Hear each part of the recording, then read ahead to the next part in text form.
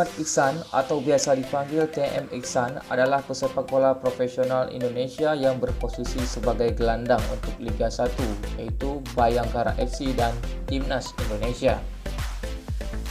TM Iksan lahir pada 25 November 1997 dan memiliki tinggi badan 1,76 meter.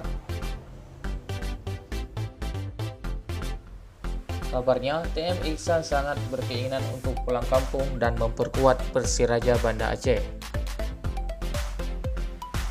Namun, hingga berita ini ditayangkan, belum ada konfirmasi khusus dari pihak Persiraja sejauh mana keseriusan pihak Persiraja terhadap TM Iksan.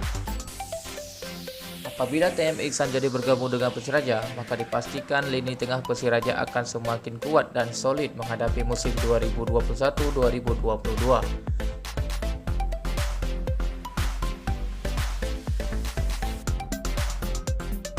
Terima kasih karena telah menyaksikan video ini. Jangan lupa like, subscribe, dan share video ini jika memang bermanfaat. Terima kasih. Wassalamualaikum warahmatullahi wabarakatuh.